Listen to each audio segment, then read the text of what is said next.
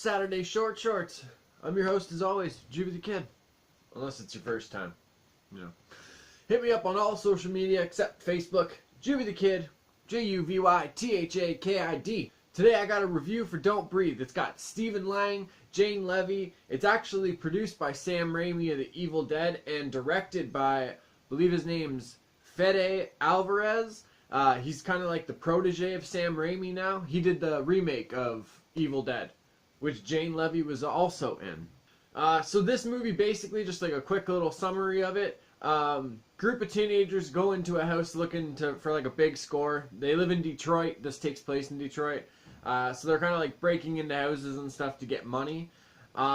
They break into a blind man's house after they realize he got a settlement after his daughter's like death. So they go into the house to try and get the money. They believe the money's in the house, so they're going in.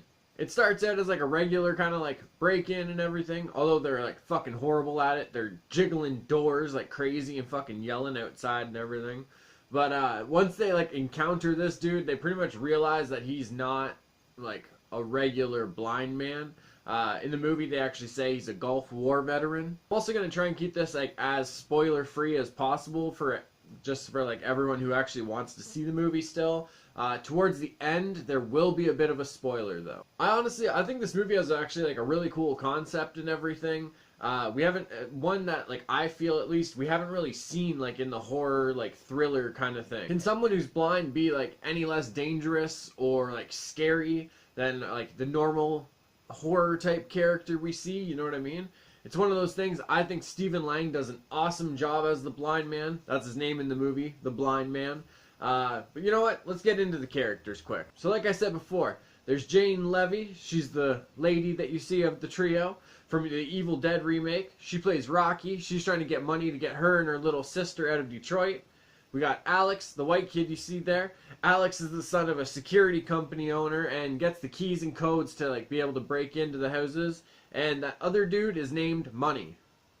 Yeah, Money. If you ever get confused, just look for the money sign on his neck. So Stephen Lang plays the blind man. He also plays the crazy general in Avatar and has been campaigning for the role of Cable in Deadpool 2, which honestly, I think would be fucking dope to see him as. He's an absolute badass in this movie. This was one of the movies that I saw the trailer for. I was excited right away, and nothing about this movie disappointed me at all. The cinematography in this movie is fucking dope. Like, if you're a fan of the way scenes are shot and everything, or the way, like, the environment or whatever it looks, from beginning to end, this movie has tons of scenes, like, that you're gonna love. The whole time, I'd have to, like, rewind a little bit just so I could see, like, certain scenes again. The way this movie is shot, I'm a big fan of it. Had a really bad stutter for a second there. Right off the bat, this movie starts with a scene that kind of, like, raises a lot of questions, and it definitely is like a what the fuck is happening right now. I don't know. I love the way it was done, honestly, especially because like with that, the way the first scene is, it caught my attention right away. I wanted to see where all of this was going to. The story doesn't really waste any time bringing our trio to the house and setting up a lot of the suspense for later on. And honestly, it brings up a good question of like morals or whatever that like pretty much everybody could relate to.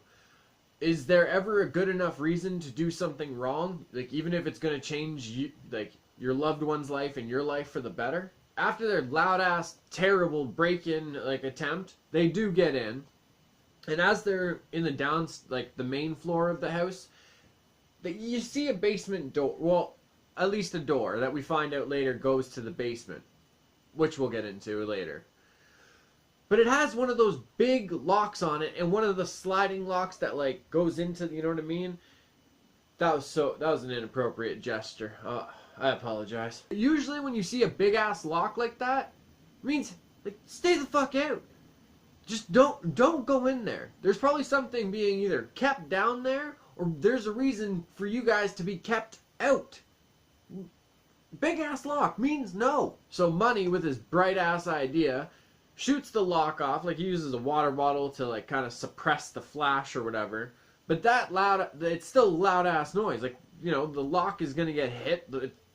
everything's falling off the door pretty much. And that's when the blind man encounters. Remember, the reason that they're in the house is because they want to get the money. And that's where money thinks it is. So he tells the blind man he's pretty much like, he knows what's down there and he's not going anywhere without it kind of thing. And the way that the blind man reacts to that, it definitely makes you question, like, what's actually down there. Okay, so a little bit of a spoiler, but I won't go into the details of it. We come to find out that the money is located somewhere else in the house, and it's not in the basement. So, raises more questions. What the fuck is in the basement? Turns out that, like, Rocky ends up kind of, like, you know, pretty much taking the money. He figures it out and gets even more pissed off. This is where the shit gets intense, my folks. Kind of another little spoiler, although not really, because they show it in the trailer. Money is no longer with us, my good folks. He's passed on to better stable. So throughout Rocky and Alex trying to hide in the house and figure out an escape, we pretty much realize that the blind man has a lot of different skills. At one point he walks into a room and kind of like can just tell by the smell of things that he knows like other people are there. Remember the basement I mentioned earlier? Yeah, we're gonna get into that now. And some things I am gonna mention just like very vaguely. It's no big spoilers. I promise you guys that.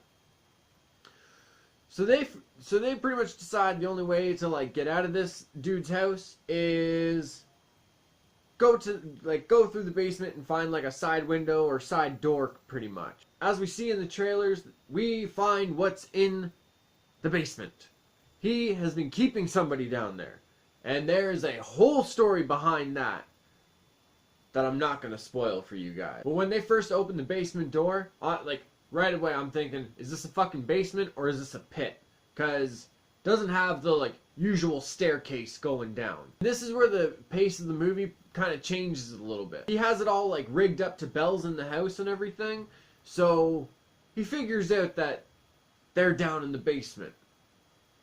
That's a no bueno, my folks. So he goes down, and instead of being in a house locked, now you are locked in a basement. He shuts off the power, so it's completely dark and they can't see anything. And this brings up like another thing for me that definitely stuck out in like my mind when it happened. Could you imagine being in complete darkness with someone who's pretty much trying to kill you or get to you somehow, and it doesn't matter about like light or dark for them? For you, like, we need the light, but for them it's whatever. Like that, this is a completely different fucking playing field we're on now. So through all the shenanigans and everything in the basement and in the house, we pretty much realize he's got a plan going on down there that I can guarantee nobody wants to be a part of. There's a scene near the end that I can pretty much guarantee everybody will have a physical reaction to it. I was straight up like covering my face while I'm watching it and everything. It's gonna make some people get uncomfortable in their seat. Probably most of the dudes. So the ending was pretty good. All in all, the movie itself was definitely one of the better ones that I've watched. There's a little bit of a twist at the end that I actually thought was well done, and it doesn't really like give you the oh what the fuck kind of thing. So all in all, like, it was definitely one of the better movies that I've watched recently, and I definitely recommend it if you guys are into like horror or thriller movies, especially since it's Halloween. Okay, I am going to get into something that is a little bit of a spoiler alert, so if you want to click off now, I recommend you guys do that. If you've already seen the movie, then keep watching. For those that are going to click off now, thank you for watching. Like the video, share it around, comment below, subscribe to the channel, my folks. Catch you on the next one.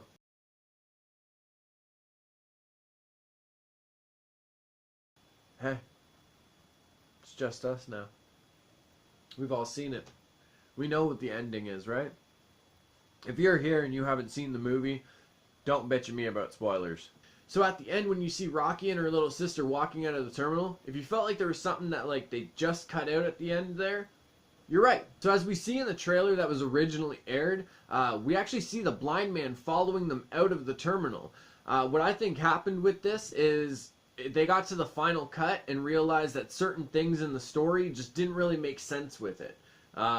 So It was shortened. It might leave room for a number 2. Who knows? But I think it was like just certain things, like with the whole crime scene of the house, and then like the news and everything. Like I don't know.